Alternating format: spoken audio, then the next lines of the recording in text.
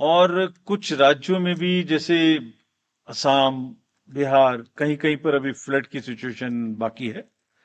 तो हम सबको एक ही साथ कराएंगे and well within 6 months कराएंगे, just waiting for the weather conditions to improve, let people settle. नमस्कार, आप देख रहे हैं न्यूज फॉर नेशन और मैं हूं प्रियदर्शन। बिहार में 4 विधानसभा सीटों पर उपचुनाव कब होंगे, इसे लेकर के आज चुनाव आयोग की ओर से बड़ी घोषणा की गई है। दरअसल बिहार में बेलागंज, इमामगंज, तरारी और रामगढ़ विधानसभा सीटों पर उपचुनाव होने हैं। दरअसल इन चारों सीटों पर जो मौजूदा विधायक थे वे लोकसभा चुनाव जीतने के कारण अब सांसद बन चुके हैं और इसी कारण से इन चारों सीटों पर रिक्तियां हुई हैं। तो इन चारों सीटों पर विधानसभा के उपचुनाव कब होंगे, इसे लेकर के जब आज भारत के मुख्य निर्वाचन आयुक्त राजीव कुमार से सवाल किया गया तो उन्होंने बिहार की 4 सीटों सहित देश के 46 विधानसभा सीटों पर उपचुनाव के कब होंगे इसे लेकर के बड़ी बातें कही हैं। दरअसल आज देश में हरियाणा और जम्मू कश्मीर इन दोनों जगहों पर विधानसभा चुनाव की तारीखों का ऐलान किया गया है, जिसमें जम्मू कश्मीर में 3 चरणों में चुनाव की घोषणा की गई है। वहां 18 और 25 सितंबर तथा 1 अक्टूबर को चुनाव होंगे, जबकि हरियाणा में एक चरण में ही 1 अक्टूबर को चुनाव होगा और फिर बाद में दोनों जगहों पर यानी कि जम्मू कश्मीर और हरियाणा दोनों जगहों पर 4 अक्टूबर को चुनाव के नतीजे आएंगे।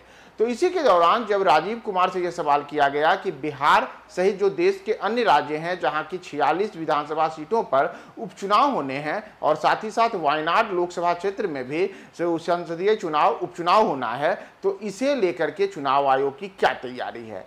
तो राजीव कुमार ने इसे लेकर के साफ तौर पे कहा है कि फिलहाल चुनाव आयोग बिहार की 4 विधानसभा की सीटों हों या फिर देश की 46 विधानसभा की सीटें हों या फिर वायनाड में उपचुनाव होना हो, इन तमाम जगहों पर चुनाव कराने को लेकर के फिलहाल किसी प्रकार की तैयारी में नहीं है, बल्कि चुनाव को लेकर के जो अधिकतम 6 महीने की समय सीमा है उस अनुरूप चुनाव हो जाएंगे, इसके लिए आप निश्चिंत रहिए। दरअसल राजीव कुमार ने यह भी बताया है कि चाहे बिहार हो या देश के अन्य राज्य हों, वहां मौजूदा समय में अलग अलग प्रकार की चुनौतियां हैं। जैसे बिहार के कई हिस्सों में बाढ़ की परेशानी जो रही है, इसी तरीके से देश के कई अन्य राज्यों में जहां विधानसभा के उपचुनाव होने हैं वहां भी मौसम इस लायक नहीं है, वहां भी जो भौगोलिक परिस्थितियां हैं वह इस प्रकार की नहीं है कि वहां पे लोगों को आवाजाही आसान हो। कई जगहों पर अलग किस्म की चुनौतियां हैं। इतना ही नहीं, वायनाड में भी जो स्थिति है वहां बड़े स्तर पर भूस्खलन की घटना हुई है, जिस कारण से वहां सैकड़ों लोगों की मौत भी हुई है। तो इन तमाम चीजों को देखते हुए चुनाव आयोग फिलहाल इस स्थिति में नहीं है कि इन तमाम जगहों पर एक साथ चुनाव कराए जाएं।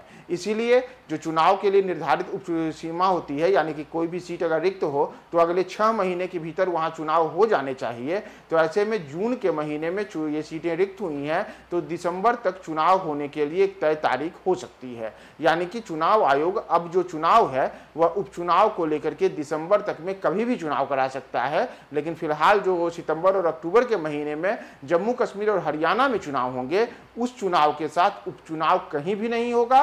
केवल हरियाणा और जम्मू कश्मीर पर फिलहाल चुनाव आयोग का फोकस है और इन दोनों जगहों पर ही सितंबर अक्टूबर महीने में चुनाव होंगे और अक्टूबर के बाद एक बार फिर से चुनाव आयोग की ओर से उपचुनाव को लेकर के एक बड़ी घोषणा की जाएगी।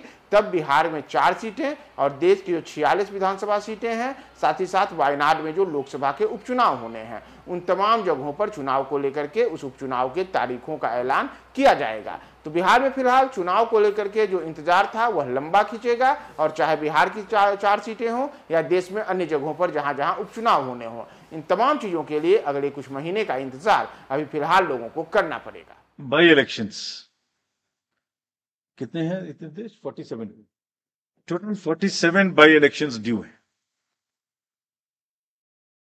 तो अभी कुछ राज्यों में एनवायरनमेंट और ये वेदर की कंडीशंस ऐसी हैं कि वहां बाई इलेक्शंस नहीं हो सकते। उसमें 46 एमएलएज एंड 1 पार्लियामेंट, 46 एमएलएज के इलेक्शंस हैं लेजिस्लेटिव असेंबलीज में और 1 पार्लियामेंट्री इलेक्शन।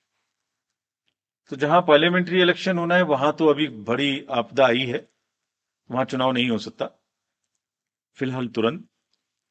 और कुछ राज्यों में भी जैसे असम, बिहार, कहीं कहीं पर अभी फ्लड की सिचुएशन बाकी है। तो हम सबको एक ही साथ कराएंगे and well within 6 months कराएंगे, just waiting for the weather conditions to improve. Let people settle immediately after the great disaster and the apta which has come on the people. Let them have some breathing time.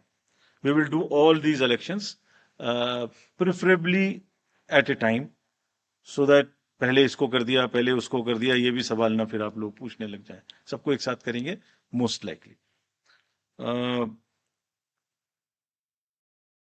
Fifth M के बारे में क्या बताना है? वो मैंने कहा हम तैयार हैं, अब थोड़ा बेटर तैयार हैं.